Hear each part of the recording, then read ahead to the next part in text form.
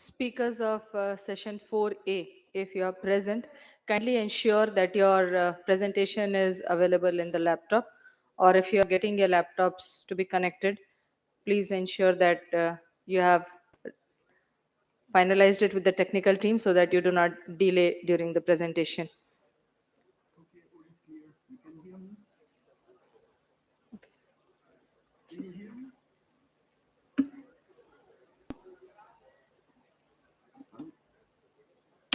Presenter from Tata Steel, Miramandali, are you present here?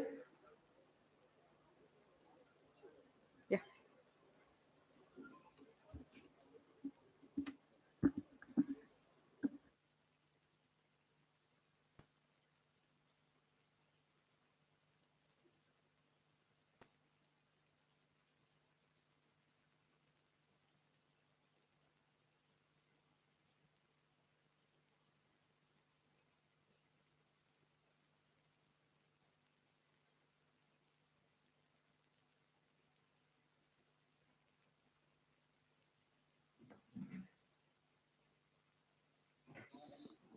Check.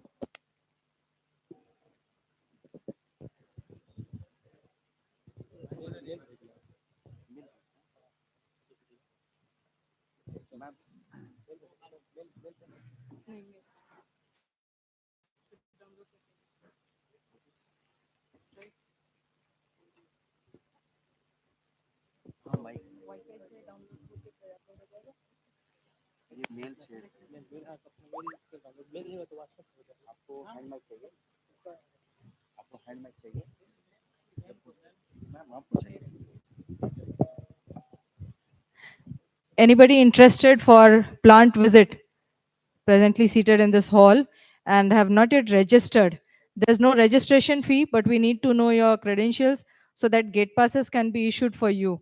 So anybody who is interested in going to visit the plant in the second half, it's the last call. Kindly get your names registered at the help desk in the registration area so that gate passes can be arranged for you on time and you do not miss the plant visit.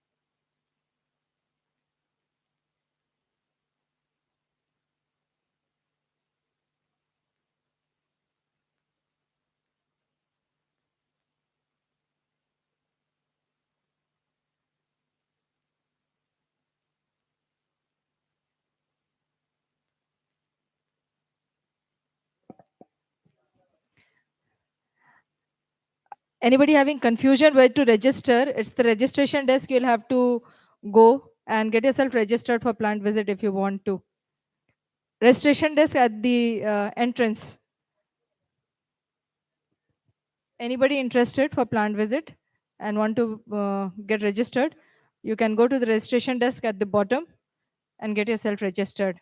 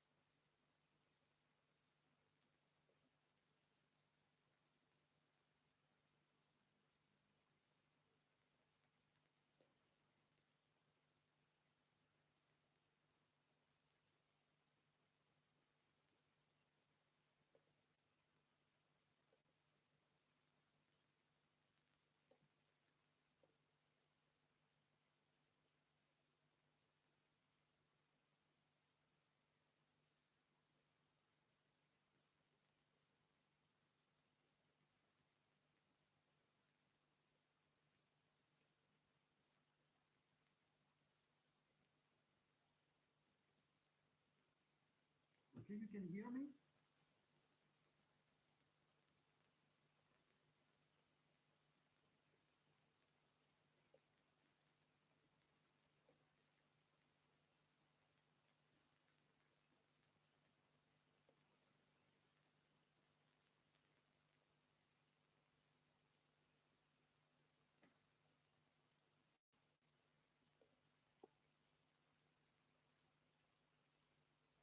Hello, hello.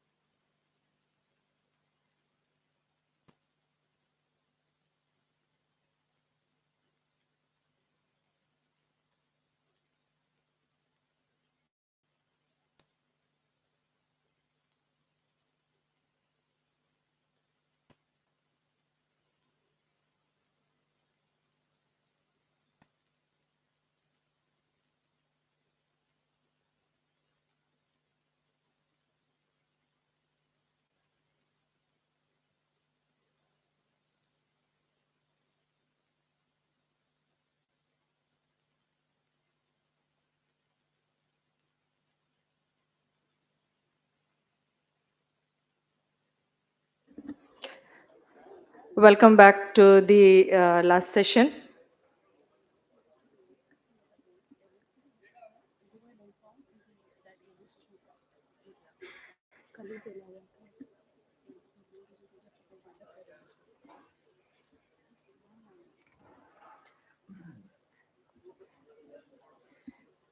Before we enter into the last session, uh, I remember one old dialogue when we were small and television was quite new.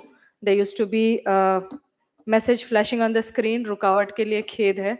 So, with all due apology on behalf of SAIL Bokaro Steel Plant for having you delayed for that power failure, it was an unforeseen circumstance. A major power failure had taken place. Even our plant got affected. So that's for your information, and we really apologize for that. But we are beginning with the session, and another announcement before that. Uh, Employees of SAIL, if you require an NOC and have not received yet, please contact at the registration desk so that you do not have any issues with the reimbursement when you return back. Anybody requiring an NOC from the personal department, they are available at the registration desk. You can obtain your NOC for your stay at Bokaro.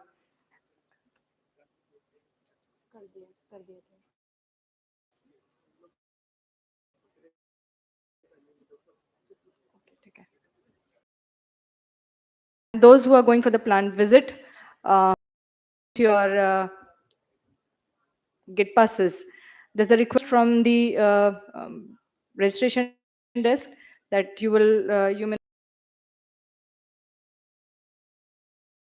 done not to get down from the bus. And it's on new product, and it will be chaired by VK Singh sir, CG Mechanical Maintenance Bokaro Steel Plant, and co-chaired by Manoj Kumar Jain sir, GM SRU. I'll request the session chairman and the co-chairman sir to please answer around so that we can make up for the time that we have lost.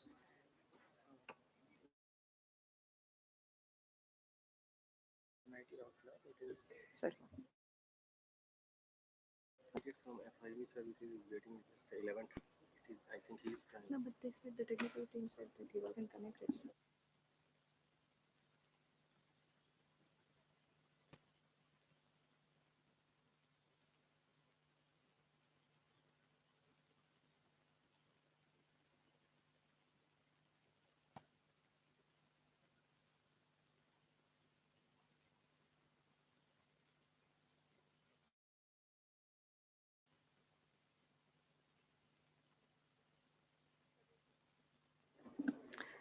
The online presenters are connected, sir, with the presentation by Matthew Lewitt from FIB Services. And we can continue on as per the sequence.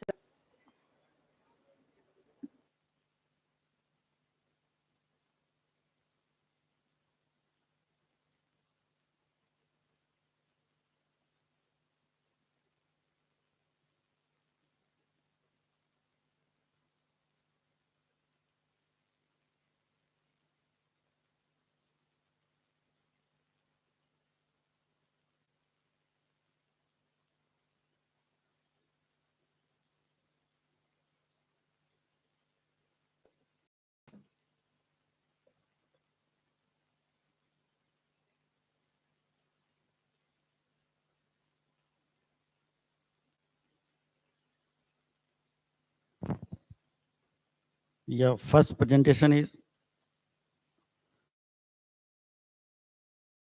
for extension of the lifetime of coke oven and hot plasma stove by Matthew Leavitt. Please continue.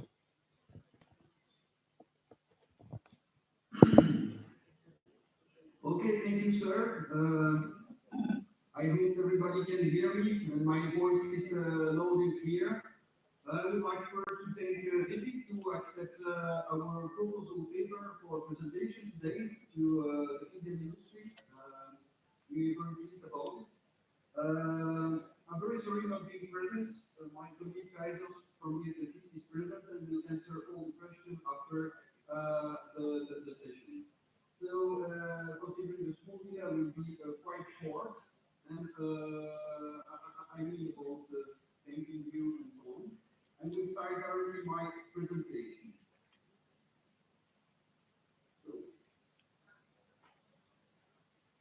okay, so just a few words about the 5 also a short note. Follow your knowledge is the 5 implemented international company located in Luxembourg has been activity all over the world with the purpose of developing technology for the facilities maintenance and repair of the refractories of coal, hot metal, glass furnaces, and all types of furnaces. So we are busy for about 30 years now, even 40 years. Our company is present in all the countries in the world, including India. And we started to develop our activities in India about 2, 3 years ago. So you can have a little view of the map where we are actually present and some references as well. Okay, so for your knowledge, FIB Services is a very well reputed company in the United States, in Americas, Europe, Australia, Africa, and Asia, of course. So the most important today to speak a little bit about our experience with Coke Oven. So FIB Services has always developed technology for the creation of Coke Oven. Why preventive maintenance? As you must know, as far as we are all concerned with the maintenance, we have different steps in the lifetime of the ovens. The first step is always small degradation, other in the refractory.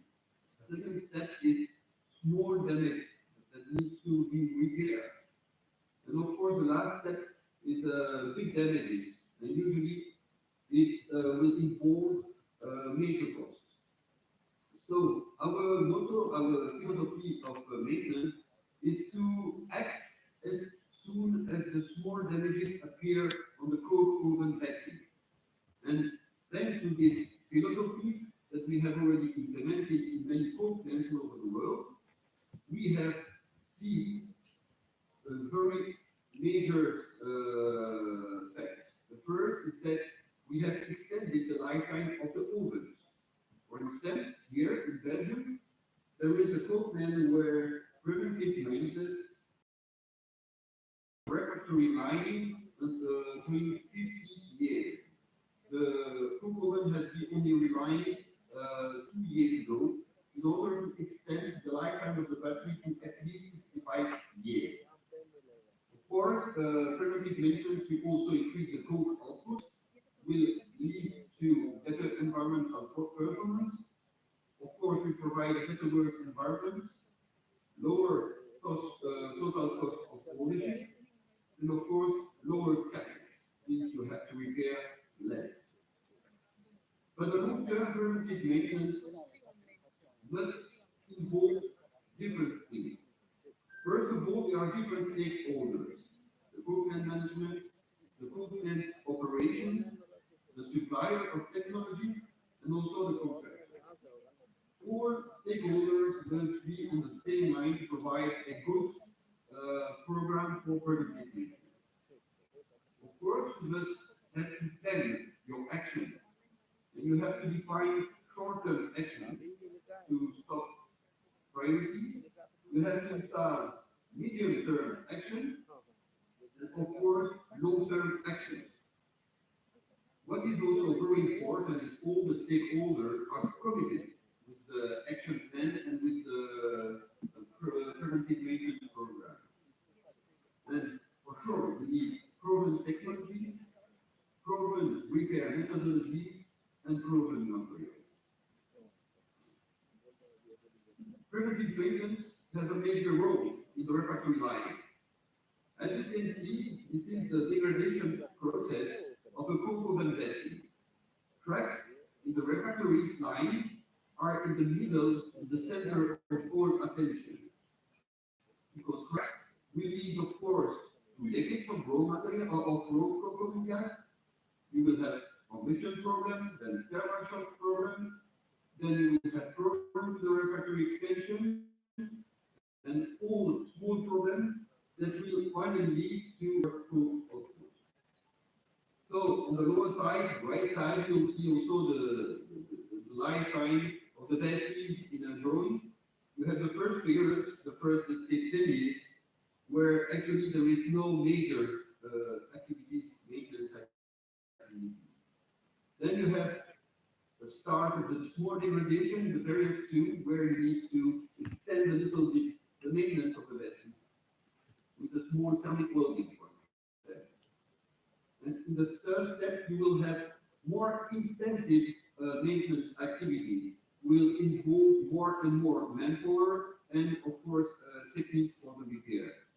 And finally, at the end of this stage, you can have a stop and restart it a little bit at the beginning with hand glue repair. This is a traditional way of maintenance in Europe, United States, and everywhere in the world. So in order to, sorry, I come back. We are very active in this, in the area period 1 and period 3 too. We have developed technology to make this period as long as possible so that you are not arriving in period 3 too fast.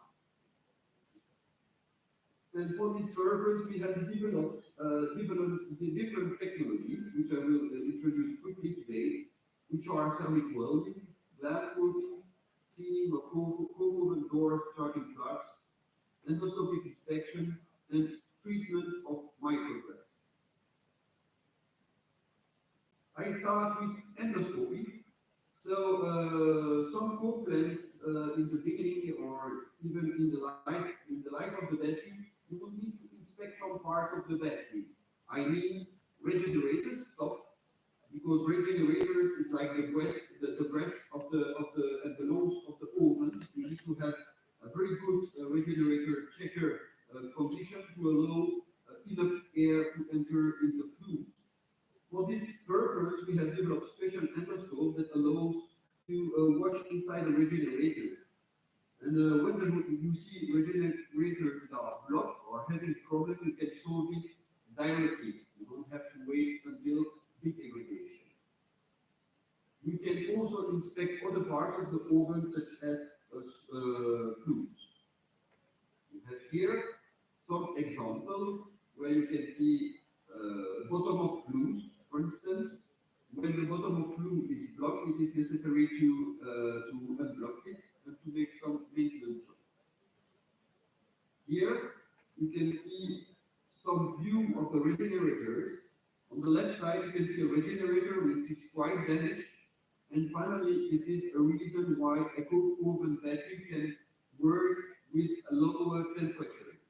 So time after inspection, it is very important to take steps to clean the regenerator. We can also use endoscopy to support the repairs. For example, here we have a small hole in the oven. Thanks to endoscopy, we can clean the hole a little bit. You see, we can clean the hole quickly with very high precision,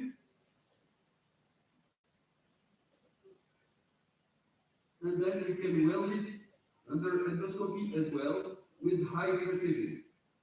So this assistant with endoscopy allow actually the movement to have a quick operation, very precise, that avoid any waste of time and material.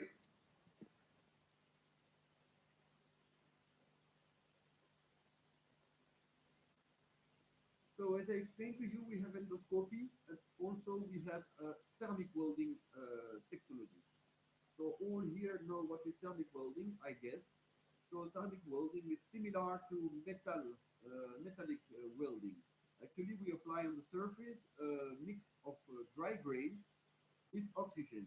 Thanks to a presence of metallic powder and oxygen, we create an oxythermy, leading to the smelting of the surface of the brick to be prepared and a smelting of the grain that we produce. So FIP technology has been designed in the early 90s and is now applied in more than 50% of the coke plant in Europe and all over the world. For us to have major things. The first one is the geothermal welding order for many years. You need to have a reliable thermal welding equipment. You need to have also design. Thermal welding equipment are also present in India for service the Indian industry. And of course, you need skilled welders. So in the world, we have trained about 600 people to weld. Sorry, Matthew ji, we are lack of time. So please Okay, okay, finish. Please finish in 2 and 3 minutes or more. 10 minutes. Okay, okay. So I will show you here the application of ceramic welding in the coke oven of steel, okay, by MIV technology. Okay, sorry, I just go and I show you the picture. Okay, so this is the application of the coke oven in Bogota steel plant. Also, we do have some bricks to assist the repair when you have major repair. So this is a quick application for quick repair, quick solution for coke oven. Then we have some other equipment that I don't have time to present everything, so I will come only to this one, which is very important. So we have major issue with the air emission of coke oven. Air emission means leakage, means of course problem with the combustion system of the coke oven. So for this instance, we have developed a very specific technology which is called liquid dusting. We are the first company providing this material. This is a liquid that we spray inside the coke oven, and the spray will transform the liquid into new silica. So when I spray the material in the oven, the silica will fill the crack and close all the cracks.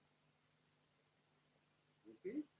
This is some, I don't have time to introduce, sorry. But this is after application, you can see the deposit everywhere. Okay?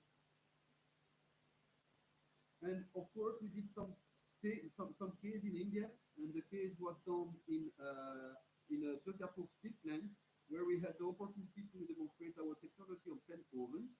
And the job was completed in about 1 month.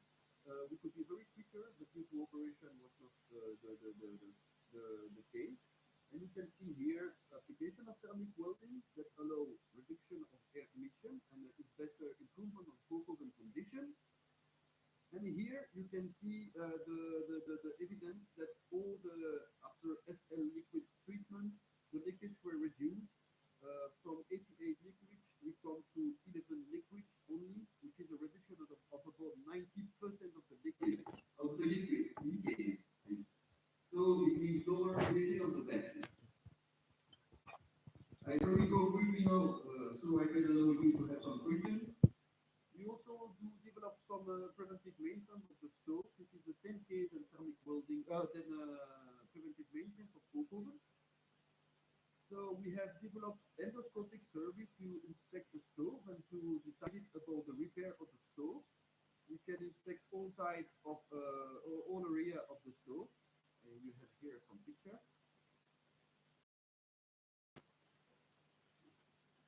Okay,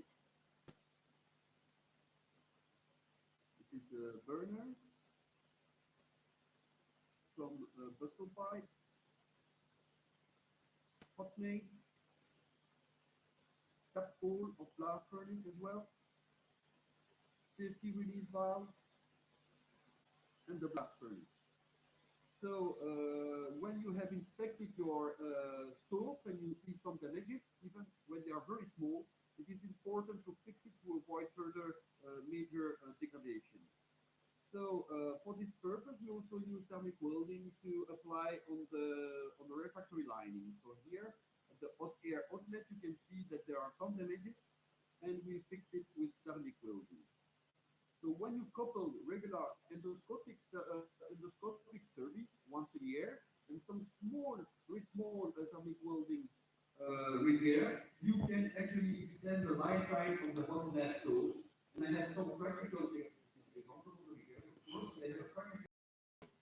Sorry, Matthew. Please summarize in few minutes, 1 to 2 minutes. Okay.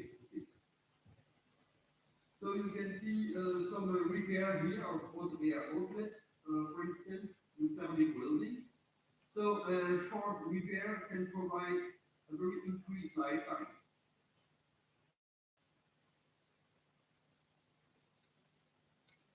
So this is a business case, a practical example for long-term maintenance of the stool. 2001, we did the first endoscopy. We see small degradation. In 2002, you see that the degradation is increasing. In 2003, next endoscopy, and you see also that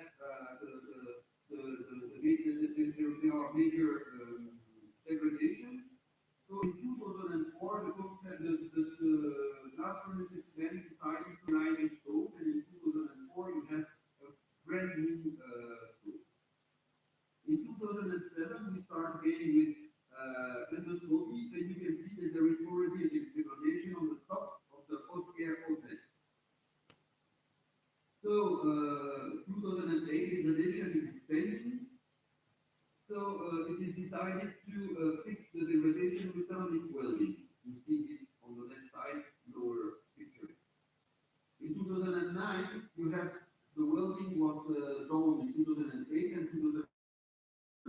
You see that all degradation are still on place, like in 2010 and 2011. 2012, there are other damages occurring, even though the ceramic welding is still present on the hot air outlet, there are other bricks that are damaged.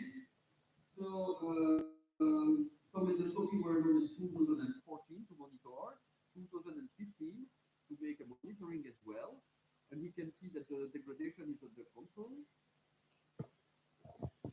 Okay, so there are other 2015 degradation became too big, so there are decisions to make other kind of repair. And ceramic welding was still applied on the hot blast stove. Sorry, Matthew. Yes, this is my last Yeah, yeah. yeah. So you can continue and see that after time we still doing a endoscopy and small repair, and finally we came until 2022, and the stove is still in good condition and operation. So, as I told you, I'm very sorry to be so short, but I'm happy to have the opportunity to introduce this technology to the Indian coke plants and the blast furnaces department. And on behalf of the finally, on the GSSC Bocaro, I thank you very much for this time, and I congratulate Refis 4.0 for the organization of this conference. Thank you. Thank you very much for nice presentation by you, Mr. Matthew Lute. Very burning topic you have discussed. This is very burning topic in India also. Life of coke oven batteries. Thank you very much. Our all of us are will be benefited in the future. Thank you very much. Yes, 1 2 questions are there. Our senior colleague will ask you some questions. Please answer.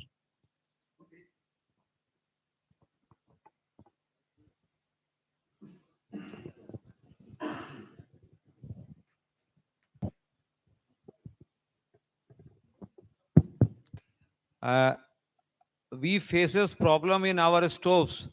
The partition wall between the combustion chamber and the checker bricks sometimes fallen.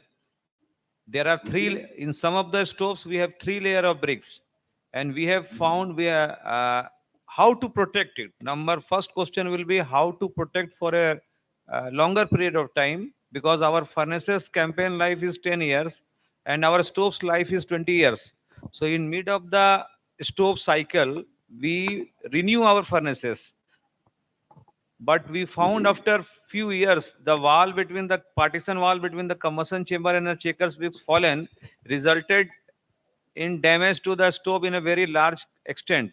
So to repair the wall between the combustion chamber and the checker bricks, what methodology should be adopted, and what is the process of ceramic welding in that particular area if longer area has been damaged, or let us say out of 3 layers 2 layer has fallen? what would be you suggest? Thank you. Okay, thank you. So my suggestion when you have such high damages is of course to reline the refractory. Let's say 2 ways. That's why I'm speaking about preventive maintenance. It is very important, even if you think sometimes the cost is important, to have regular once a year inspection, endoscopic inspection of the stove. So then you can act directly with ceramic welding to stop the extent of the repair. Ceramic welding, if you have repair, let's say about 2, 3, 4 square meters, can help to fix the problem. But you have to act in the beginning of the appearance of the problem.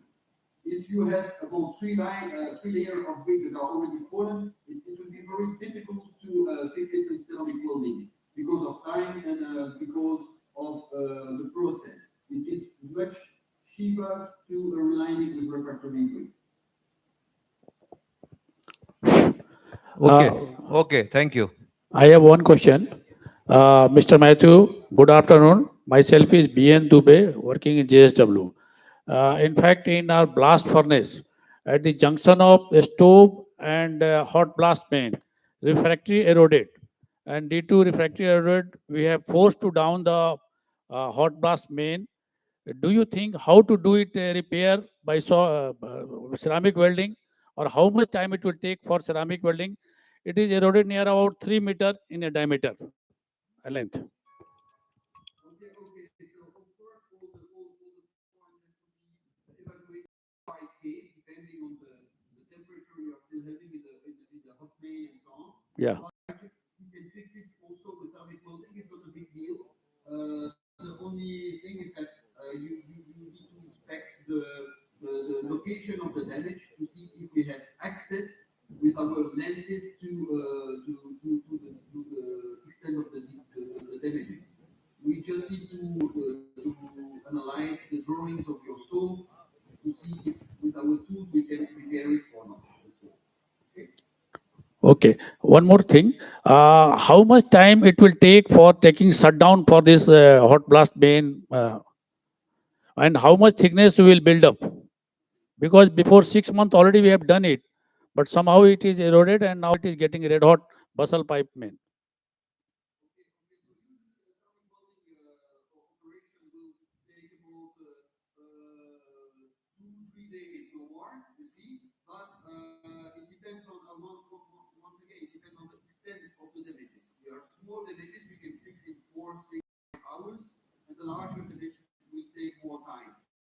So actually, it very depends on case by case what you need to repair before you have to access. Okay. Okay, thanks. Thank you, Mr. Matthew. Thank you.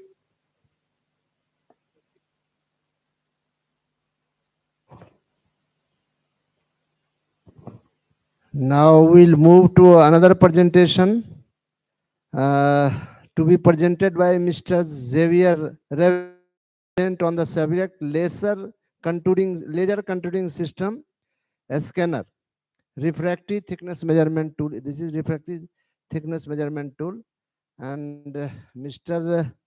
Uh,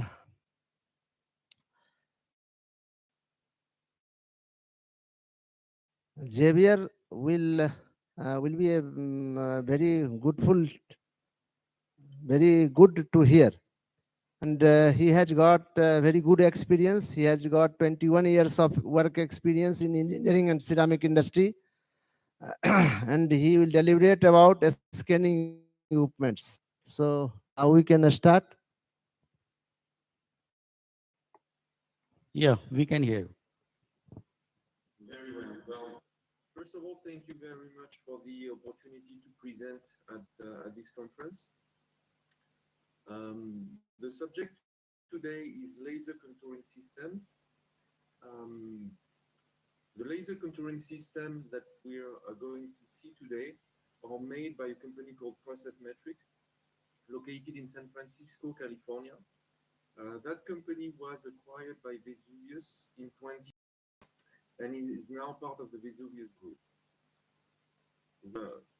We are represented in India by Mr. Ravi and Mr. Ram, which I believe are at your conference today.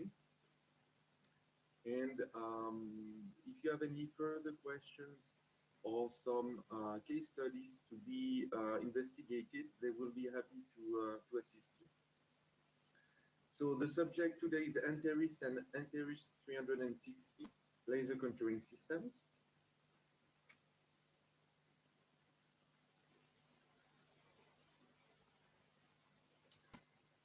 The principle of LiDAR technology is that it's a non-contact measurement system based on light. So a train of coherent light, laser light, is emitted by a source.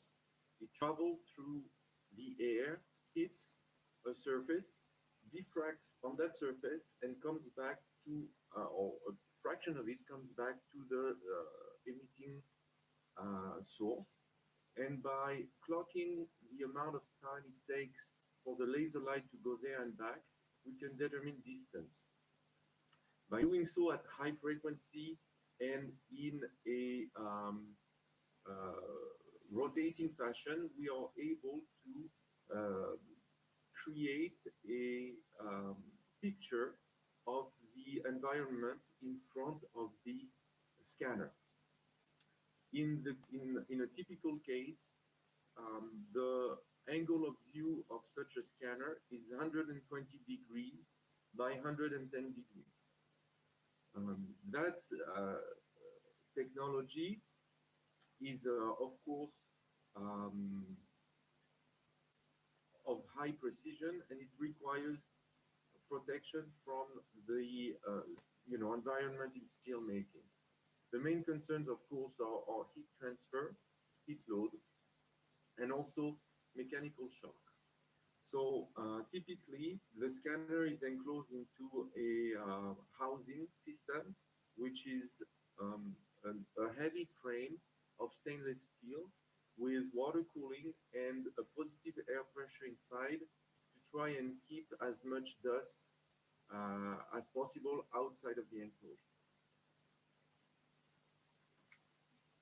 Applications in a BOF, for example, you see here a picture of people installing a laser contouring system on the door of a BOF on a small frame. This will allow the user to take scans of the inside of the BOF, the evolution of the wear of the refractory inside the BOF.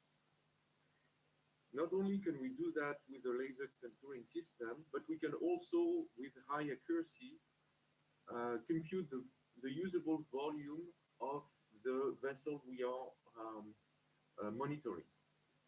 So we can monitor, here is the example of a BOF, but we can monitor any metallurgical vessel, meaning a BOF, AOD, torpedo ladles, steel ladles, iron ladles, and electric arc furnaces as well. So the purpose of measuring thickness of refractory is, of course, safety. We do not want to run out of refractory, which could create a leakage of steel, which is, in the base case, a small catastrophe. In the worst case, a big catastrophe. But by measuring volumes, we can also help to run the process smoother in the BOF context. For example, by monitoring carefully the profile and the volume of the bottom of the BOF, we are able to provide information such as the optimal tapping angle of the BOF so that we tap and not pull through the lip of the BOF, yet offer the highest distance between the tapping hole and the slag layer. This will allow to drain the BOF in the best fashion with more steel going into the ladle and less slag.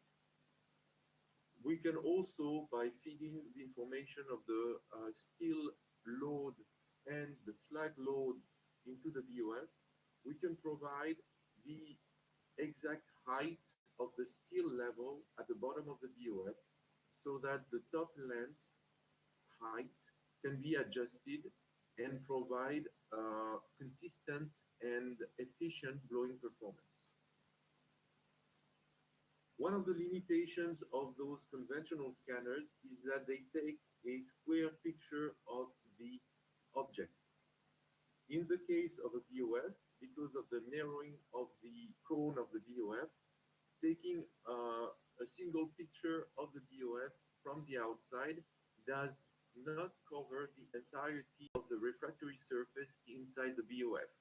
So several scans have to be made in order to completely define the BOF refractory surface. In a ladle application, we can use those scanners either on a fixed fashion or mounted on a robotic arm. Here to the top left, you can see a new addition to the plant, a little platform added to the plant with a hole at the bottom of it, and the laser scanner will scan through that hole and scan the ladle, which will be either on a car or can be just laying on a stand. On the right hand side, you see a small drawing of a laser being installed onto a heat shield at the cleaning station of the ladle, so that we can scan the ladle when it is laid in a horizontal fashion.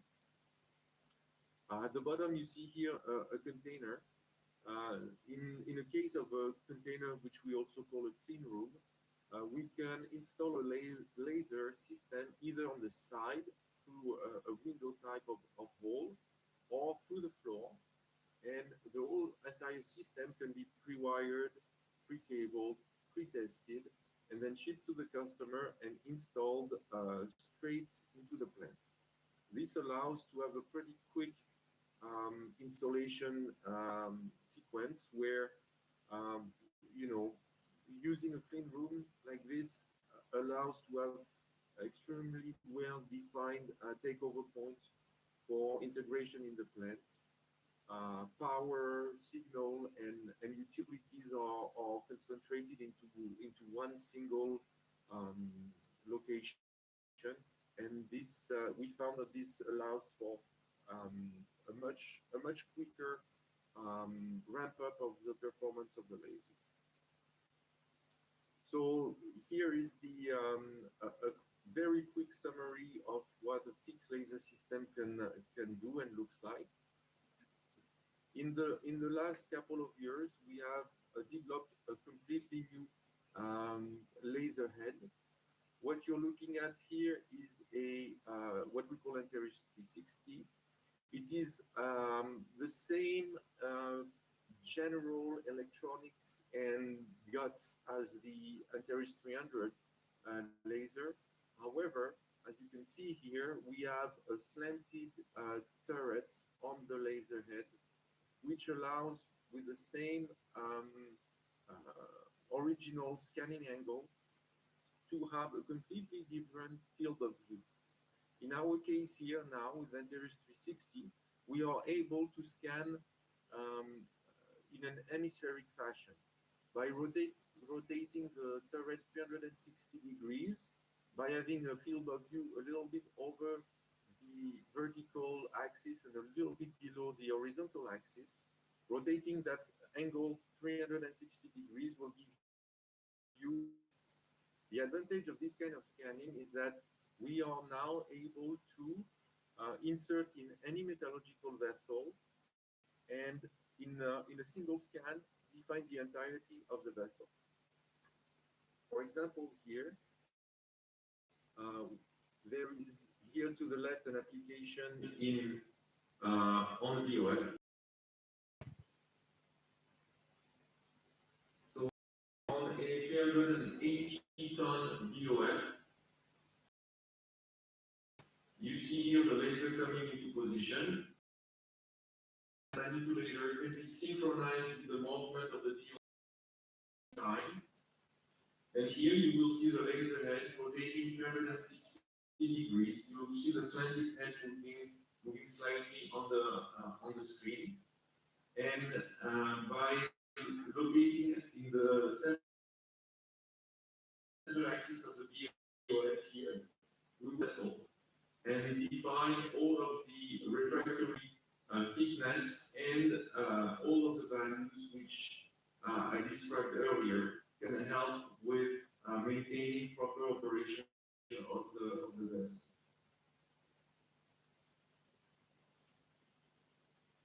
So that laser head has integrated water cooling, positive air pressure, the same features as the older system, but everything smaller. The main advantage of being smaller is that we offer a much smaller target for heat, radiant heat to sink into the system, and that helps us being a lot less susceptible to overheating, even though we are going inside of the vessel. Here is another video. I hope the video goes well through Sorry, Javier, please conclude within few minutes. We are sort of lock up times. Okay, so I'm just showing here, I'll go a little quicker. This is on a torpedo ladle application. We have the scan, the laser comes back up, and we can scan the entirety of the torpedo. So what does the scan look like? Here are some examples in EAF, BOF, and torpedo ladle. On that BOF picture here, you can clearly see the precision of the scan, just looking at the texture of the output. At the bottom, you can see the individual bricks. At the top, you can see the texture of the slag. And that color coding here gives you the remaining thickness of the vessel. Here is the same for ladle. To the left here, you can see a ladle in newer condition. And to the right, a ladle that has been used and which is nearing end of life. So by scanning after each use, you will be able to not only determine the life span of the vessel, but also see the dynamics of the wear of your refractory throughout the life of the vessel, which will help you design your refractory and establish your repair procedures if you do such applications of repair materials. The software which generates those pictures is also a big part of our supply. We do provide not only a software, but a software suite with its integrated database and all of the scans from a given plant with no matter, you can have 3, 4, 5, 10 lasers reporting to the same database, and that database can be interrogated by as many users as you want on your network um, in a fashion which is instantaneous, and you can monitor the scans within a 30 second to 1 minute delay on multiple consoles. Okay. Of course, using a laser scanner such as this can be a huge help into targeting your refractory repairs. Here is an example here of a sequence of repairing an electric arc furnace refractory lining with gunning mass. So the sequence goes as this. The scanner will establish the remaining refractory thickness. There is a gunning manager which will offer the user with a preset decision on where to gun. So the operator can decide to gun one pass, two pass, and which sections to gun. And the output of that gunning manager will be the gunning time, and this will allow the user to better schedule the repair by knowing in advance what will be the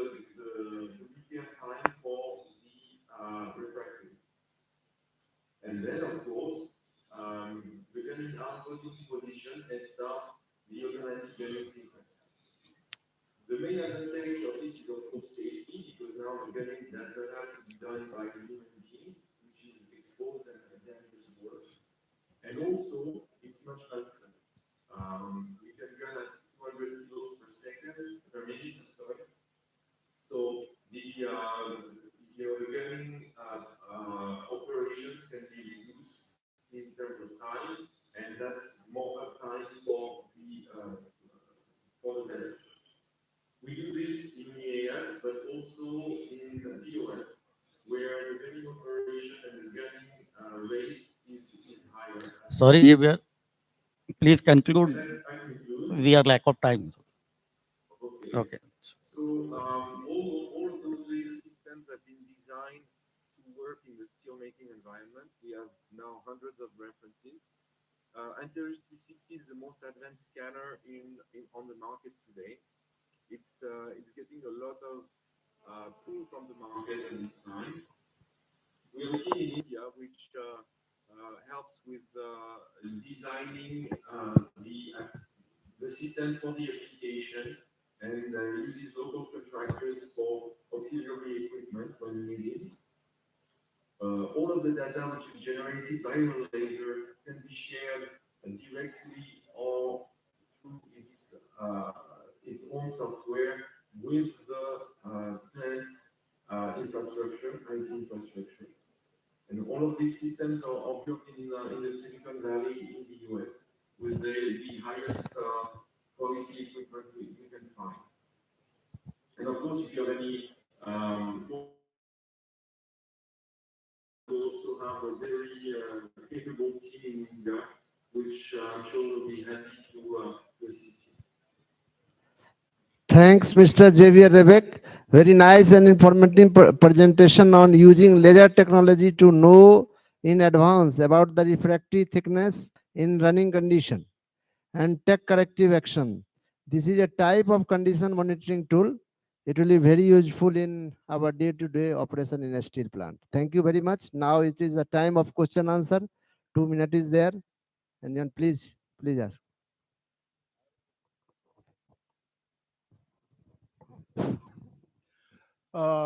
I must thank you for opening a very important area, that use of lasers in thickness measurement of refractories. I do not know. Would you like to share with us that what is the laser power, and then what kind of resolutions you can get? Whether you have any collaborations with our research organization who can collaborate in making that kind of lasers for our Indian industry? So as far as building the laser itself is a fiber laser. So there are a limited number of manufacturers in the world for this. And the scanner itself is built by us. There are an even smaller groups of companies which are able to build laser scanners such as this. And we make them in California at the moment. So there are a number of auxiliary equipment which can be made locally, and when we can, we like to do that. But the laser itself, it's impossible to subcontract, to be honest. So to give you some data on the laser, it's a class 1 laser. It's an infrared wavelength of laser beam. And the beam diameter is about 3.5, 3.6 millimeters. Power. Oh, the power! I don't have that in mind.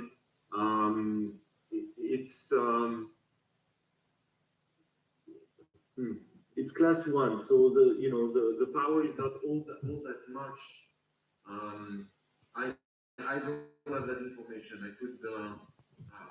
I could look into it if you'd like and get back to you. You mean the power supply? I'm talking about the laser power, because India, certain R&D organizations have the capability of making that fiber laser. We are making it also, but our power is in the range of 5 kilowatt to 10 kilowatt. That is why I wanted to know that what is the power of laser which you are using for thickness measurement of refractories. We know that 5 kilowatt, 10 kilowatt cannot be used because we have to penetrate in a ceramic for a large distance. So I would like to know that what is the power rating of the laser which you are using for maintaining the thickness, for measuring the thickness of the refractory. I understand the question. I just don't have the answer right off the bat. Okay, thank you.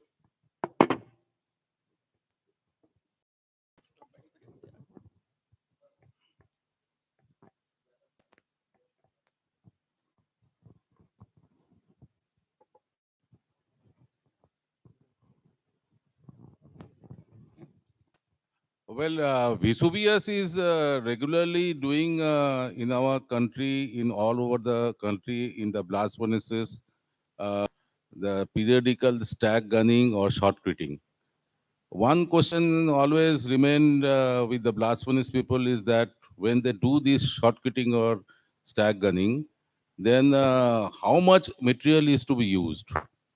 So from the very beginning, we have been consulting Vesuvius, and they said that you are the customer, used to be done, and whether the gunning, after gunning, the original thickness has been established or not. So with this laser technology, Vesuvius can easily scan before the gunning is done, and again scan after the gunning is done, whether the gunning has established the original profile of the blast furnace. Is Vesuvius doing it in India or anywhere? So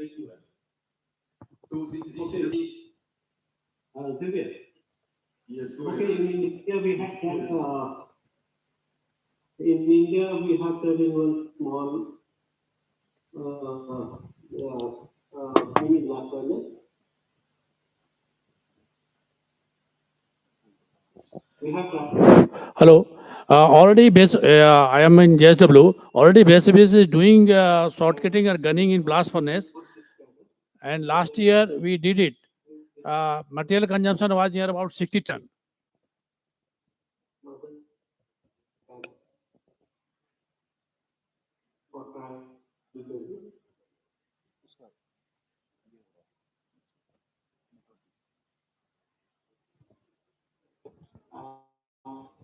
I think there is some connection problem. I understand that this is not being done by Vesuvius.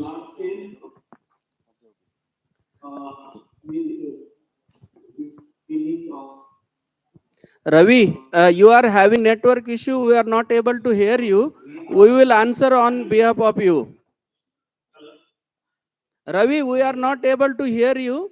We will answer on behalf of you. Sir, just to update on this, VCS is started doing on for the scanning for stack repair, and Dubey sir was explaining, so we have done it in JSW, and with that scanning, we could predict that 60 odd ton, yeah, 60 ton will be required, and we have done that. So going forward, it is our plan to integrate the scanning along with stack repair. Seems to be too less a figure, too less quantity, whereas in Bokaro and all sale plants, they are using about 100, 120 tons or maybe 180 tons. But then 60 tons seems to be too less. And I also wanted to know that you have scanned and found out the thickness, and then you did this short fitting or stack gunning. But then after doing it, did you measure whether the original profile has been obtained or not? No, sir. After completion, we didn't measure, but initially, when washing is been completed, and then we have taken scan and discussed with JSW authorities that this is the situation, this is erosion pattern, and this much material to be applied. I will request Mr. Dubey to do it after that, so that the blast furnace people has the confidence that the original profile has been obtained. Okay. In fact, sir, already we did last year, And even though it is a good, so we have not done doing a short cutting organic. We'll move into the next presentation, and now India Limited car, and the another good topic. She is having 14 years of experience with Mitsubishi, so we'll listen from her. Thank you.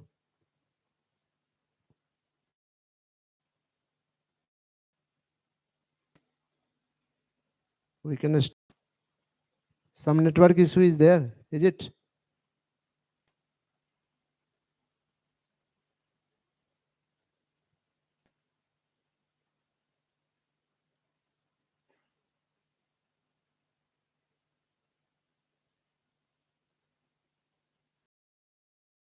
Yes, yes. You are audible. Yeah, I'm sharing my screen. Please let me know if you can see.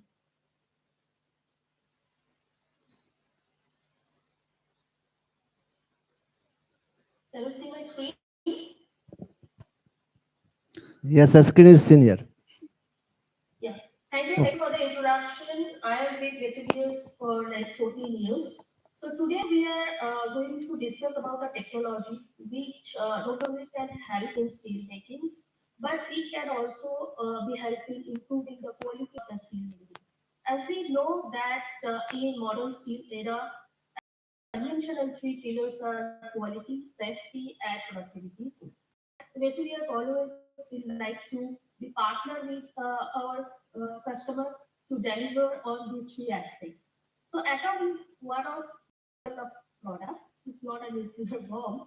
It's called advanced standing outlet modifier.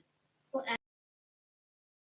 advanced standing is not other than you who will be using it. Atom has made for all considering the total split of the steel industry, so it can be used irrespective of the final product you deliver to improve in the quality and where it is used in Tandish. So it is used in Tandish outlet and its name is that advanced Tandish outlet modifier. You can see a Tandish gadget system. This is this is with atom. Here you can see a conventional stopper and seal system. This is without atom, this strand, and this is with atom. So it is fixed on the outlet of the from where. Now what is atom? Atom is a refractory shaped product. It looks like this.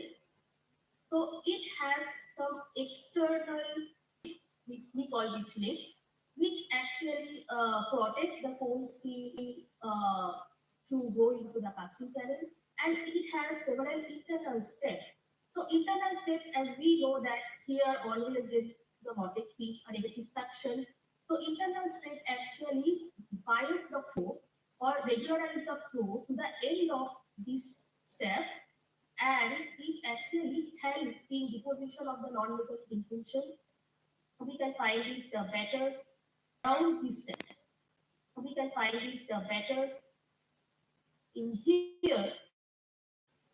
So consider this is a tandish, and tandish we use what? Tandish in tandish we use working lining, we use spray or dry dyeing, and as we know that refractory is porous, and depending on the porosity we have like inside water or air, anything can be.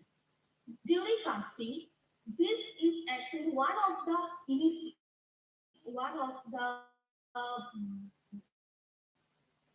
subject which actually oxidize your metals. It is not only that because air or secondary, there are several other parameters in the steel making which you all know, but this is one of the factors. and this actually dragged to the tarnished floor and going into the casting channel. That's what we don't want. We cannot eliminate it 100%. We have been research for the years.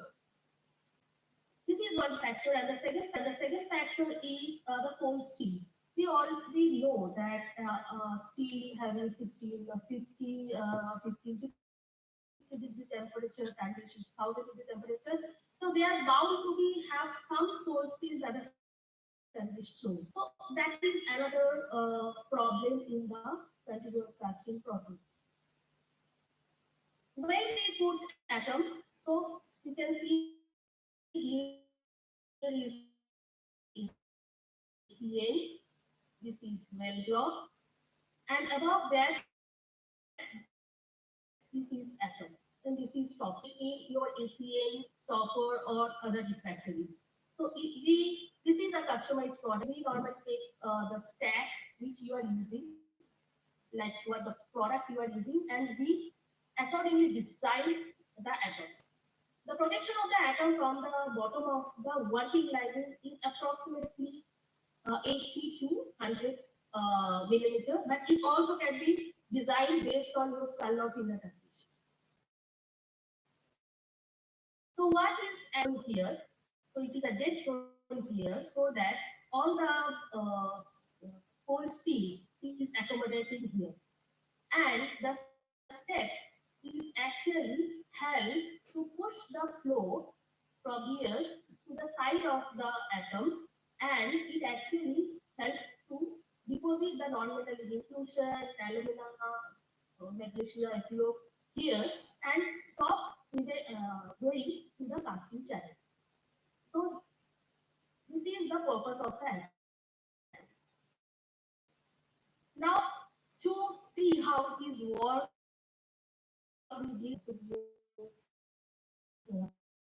lab and try to simulate the level is going. I have a very short video to see. So left hand video stopper, and this is the die.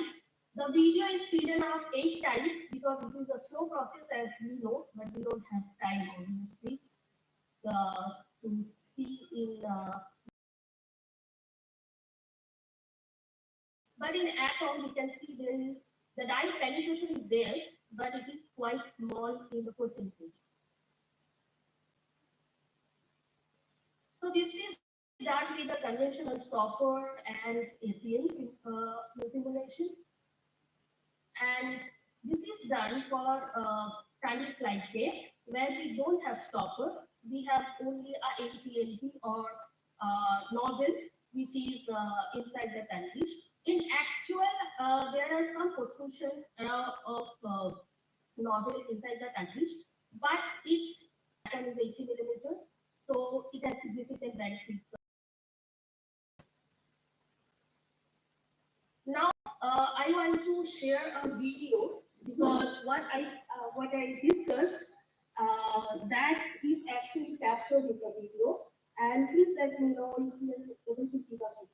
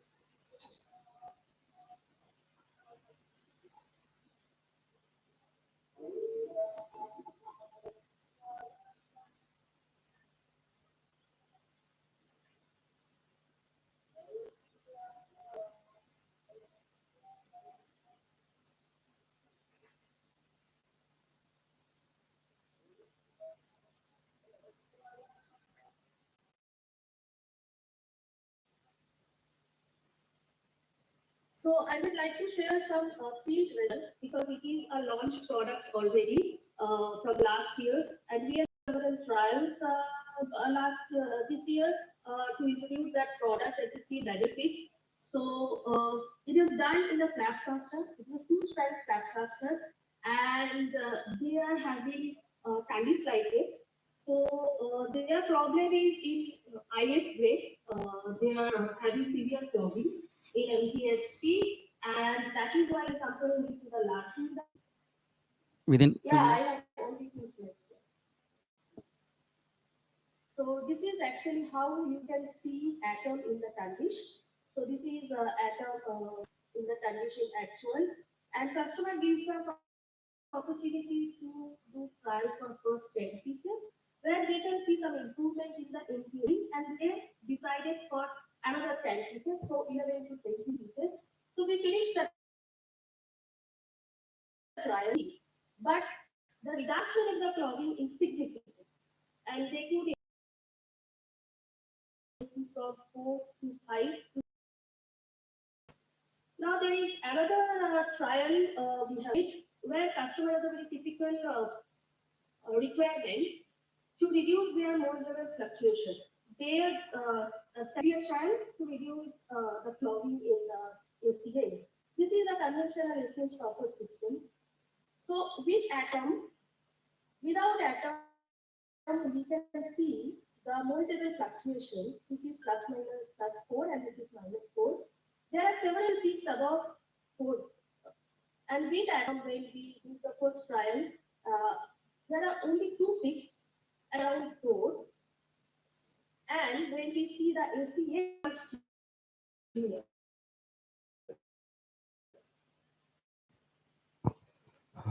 Thanks, madam, for the excellent presentation in which you have kept the safety on your top priority. Thank you very much.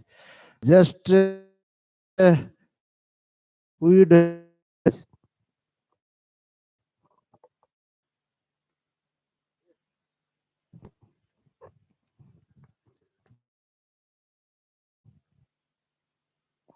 Thank you, ma'am, for your beautiful presentation. I would like to know that the clogging has been reduced by using this atom. Is it made of castable or some other material? No, it is not made of castable. Why it is the pure high alumina refractory piece. Okay. Refractory piece is a very high alumina. Okay, thank you.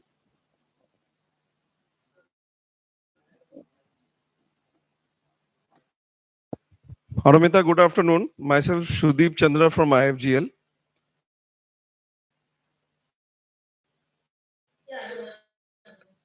Paramita, very nice presentation will be that reduction in clogging. Now, obviously, we know that the even near the atom. So, if the clogging materials are not getting nothing. So, I mean, that was is very high. So, and one thing I noticed is that whenever you are showing a stopper in the have an impact. So three question basically. So I will start with the clogging one. So yes, clogging refractory. I mean generation of the clogging for refractory is difficult. You have rightly pointed out. So clogging is produced in the process of sealing, and atom is the last point we consider, or the casting channel is the last point when we can infra some kind of clogging. That is why in the and that actually helps to increase the residence time of the steel to the fraction of second or I don't know inside that area and help the deposition is the deposition point before the steel going to the casting. So that is how the capture of the clogging it is in the atom. In fact, we have during our first trial we have captured we have taken taken out atom from the skull and we tried to establish that how much clogging it can capture. Or the clogging we are taking in the ACA, whether the same kind of clogging we are taking in the atom, and we found it similar. And we found there are significant amount of clogging which is happening around the step of that. So Thanks, madam, for replying. Now I invite Mr. Bankim Chand Tripathi from Tata Steel, who will deliberate about leveraging digital technologies in managing torpedo ladle lining.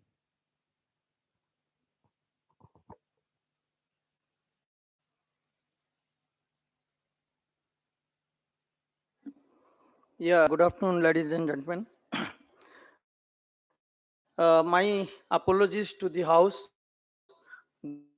that that's why I will give the details of this paper, though I do not have a formal presentation, but I will give all the details, as well as I will also like to attend the questions also for further clarifications. Now see, regarding torpedo ladle, being the steel plant people, we all know what is the intricacies of torpedo operation and its inspection and its maintenance from the refractory point. See, uh, normally in all the steel plants, the torpedo ladle refractory, because torpedo ladle, you know, it is a torpedo vessel, and it has got only 20% of the area to be inspected, 20 to 25%, and balance 75% is invisible.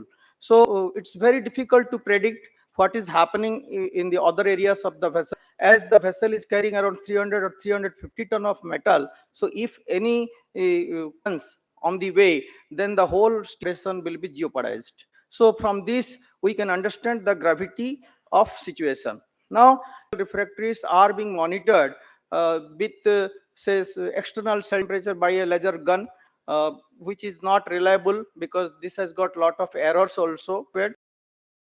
So in let us come to the Tata Steel Meramandali. Okay, I represent Tata Steel Meramandali unit.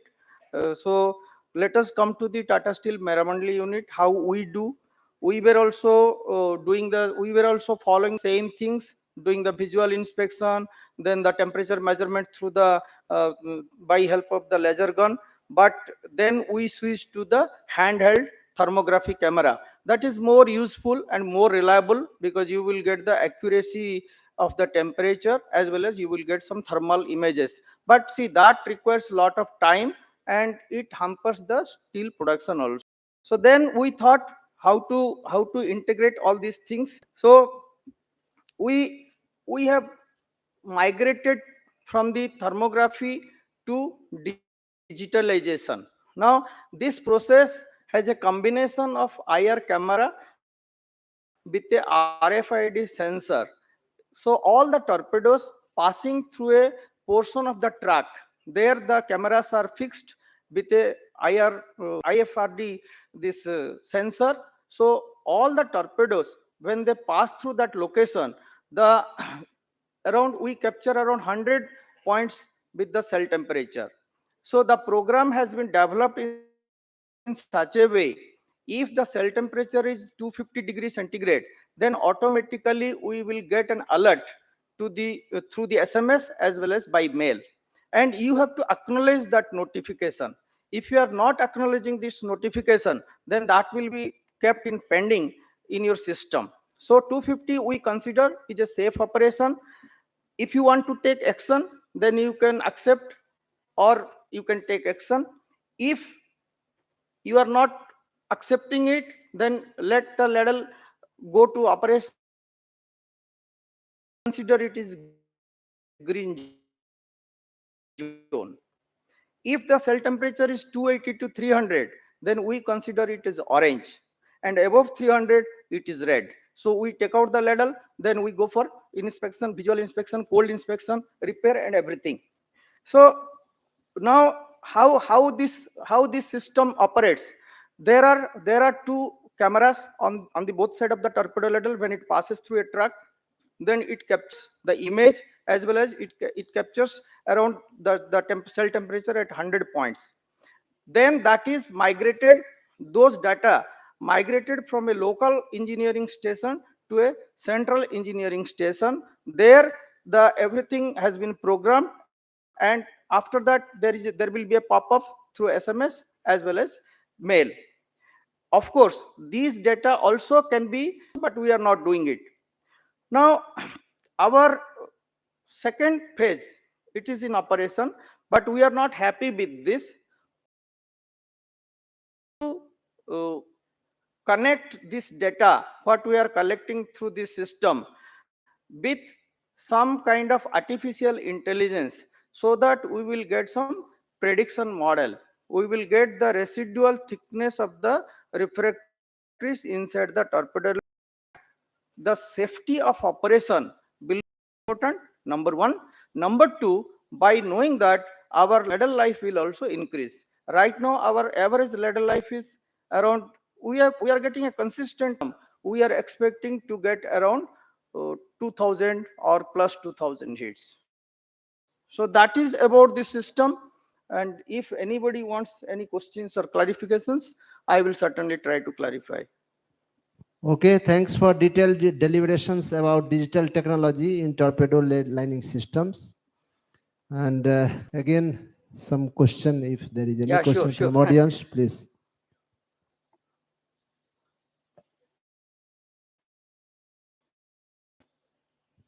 Hello. Yeah. Yeah.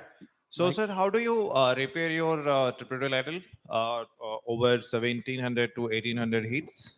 We right now we follow with the abnormality with respect to the life. We consider both the things. Then we take out the ladles. Then we cool down it, go inside, then see the Hot repair. we don't follow hot repair. Okay. My second question is that, the second phase you are You are from implementing. which plant? I'm from Alfran NRL. Okay. Tell me. So you mentioned that you are in the phase of developing, connecting this to the AI ML system. So my query is that is it already done, or it is process, or you are expecting to do that in the No, future? we have completed around 60% to 70% synchronization between the digitalization and with the AI, so that the outcome will be the prediction. We are 70% through, balance 30% is there. This is September.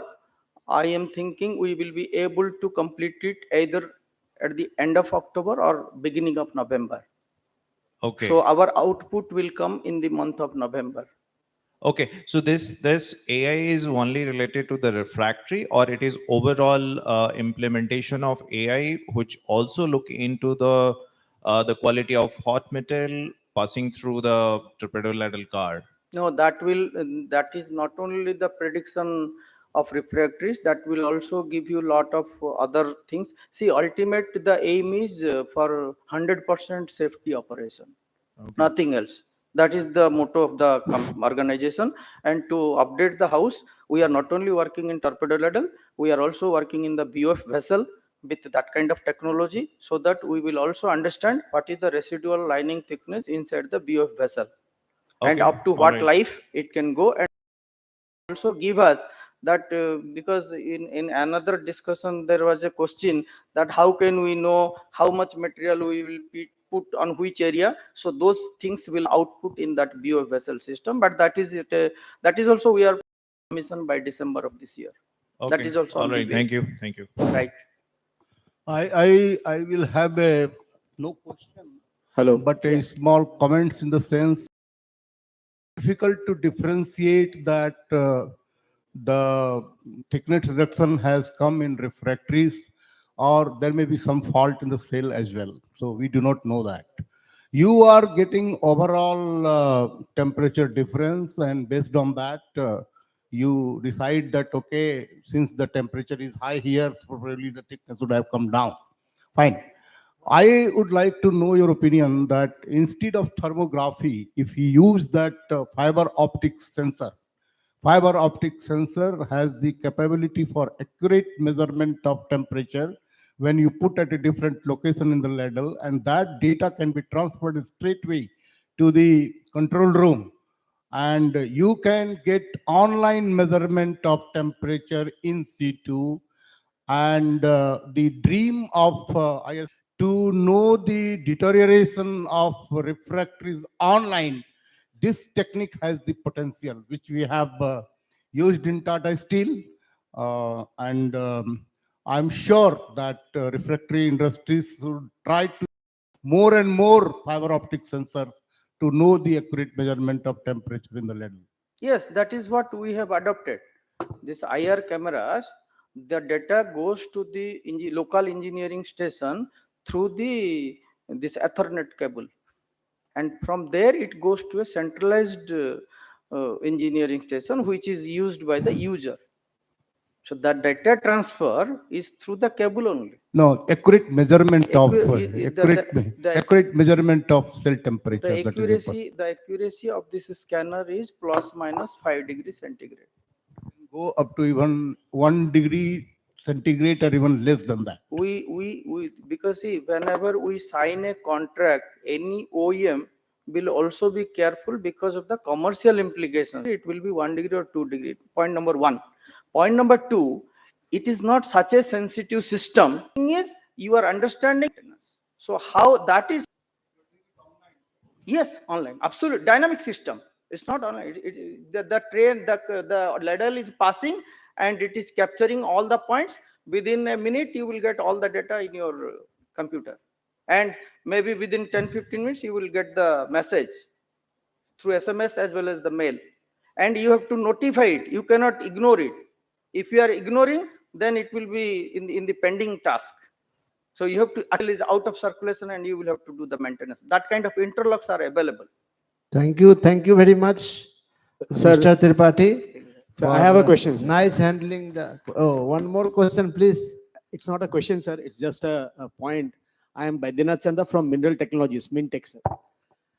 First of all, sir, congratulations on using big data. And I can see that you are using it as well as KPO also yesterday was presenting, how to improve the ladle performance on big data. That is fantastic, sir.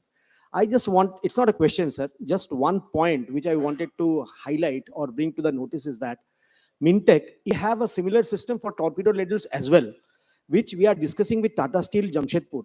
If you are interested, sir, we can also come and discuss with you. That's the only limited point I wanted to make, sir. See developments and improvements are unlimited. Yes, sir. So few years back we were using the keypad phone. Now we are using a smartphone.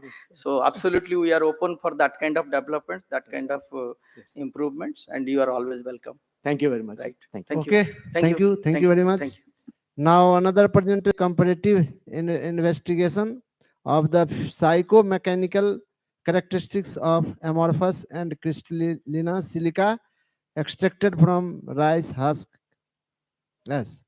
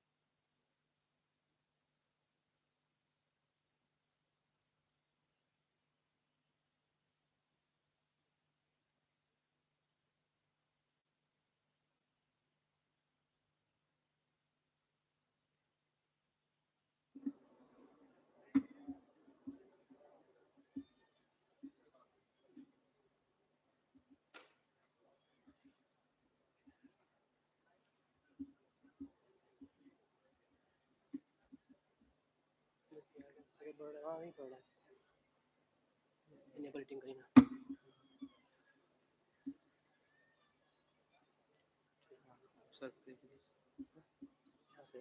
Good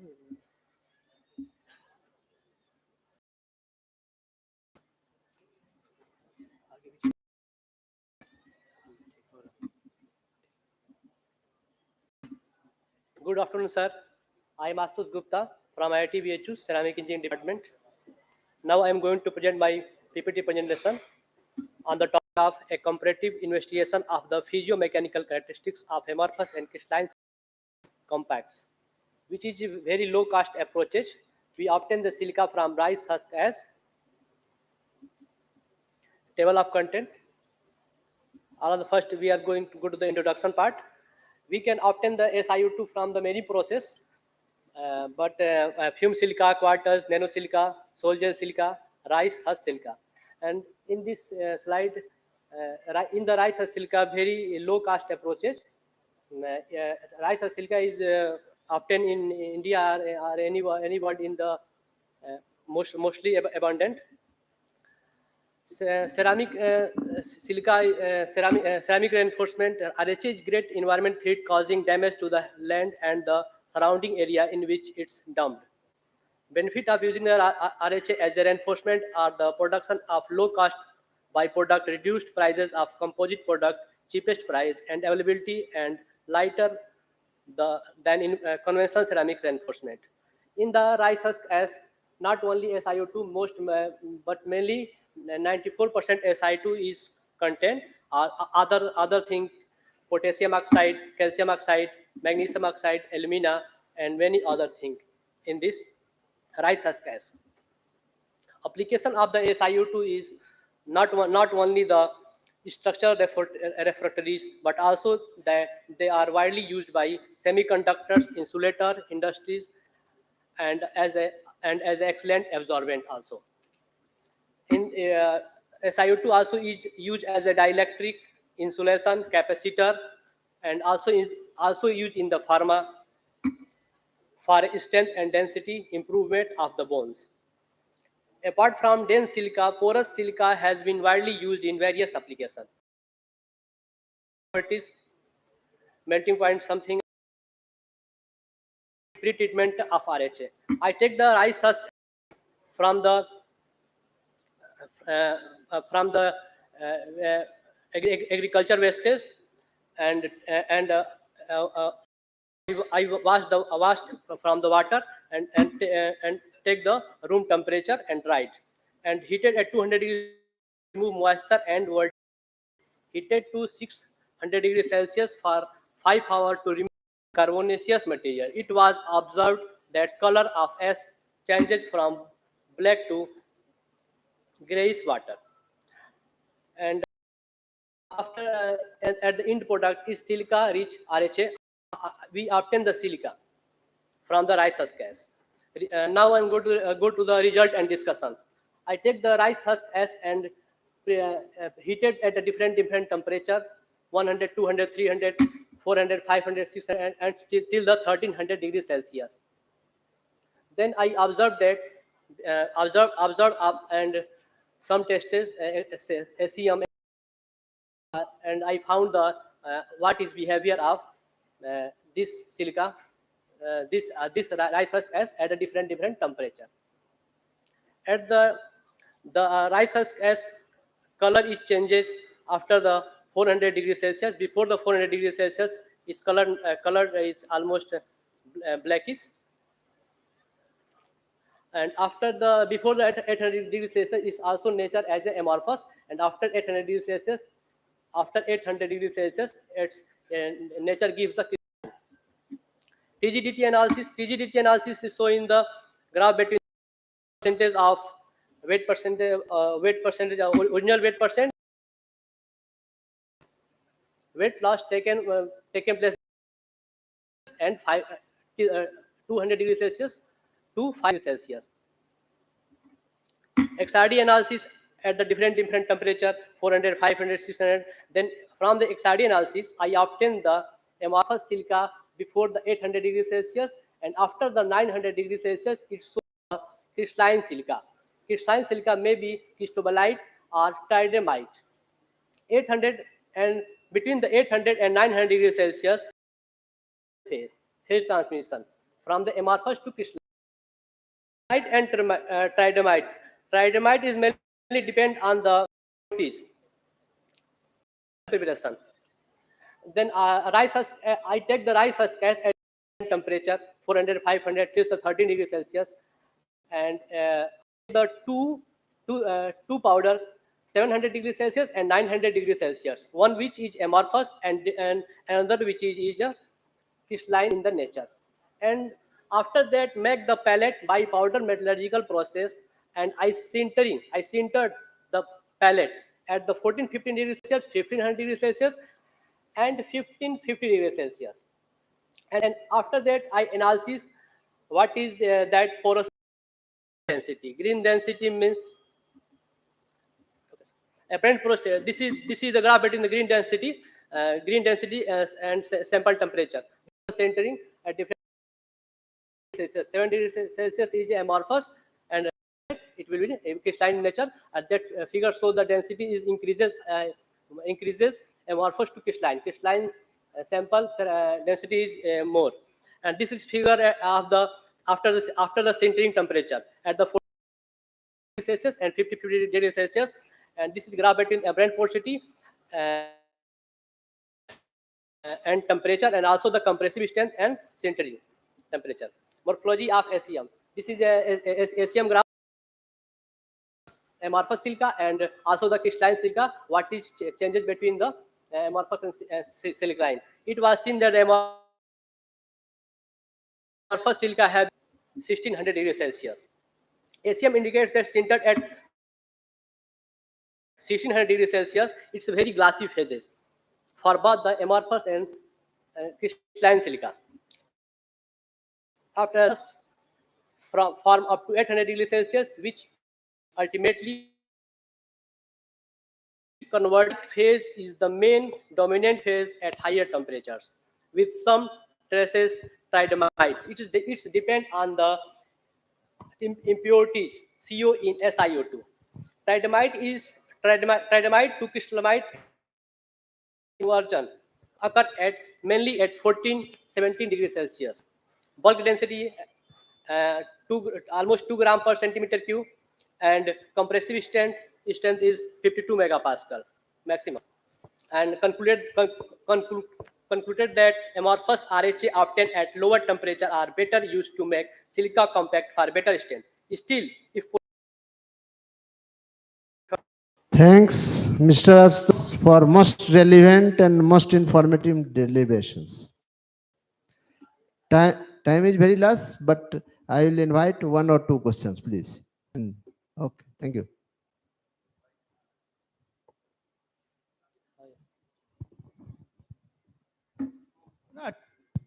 Now tell me, because this has been developed in Europe, and they have developed the Tundis boards also out of rice as silica.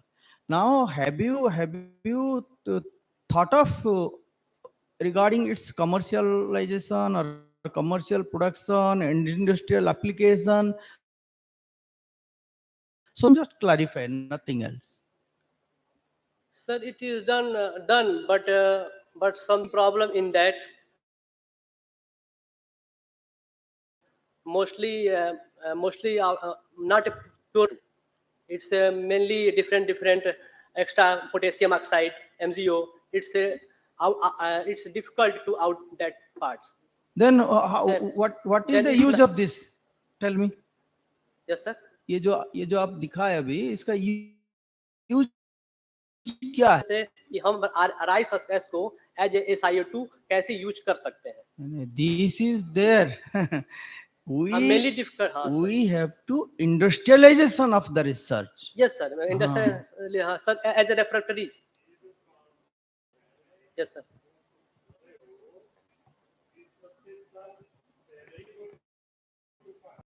हाँ sir sir इसका हम sir mainly strength जो है वो improve कर रहे हैं. Improve करने sir as a refractories dielectric semiconductor. हाँ सर.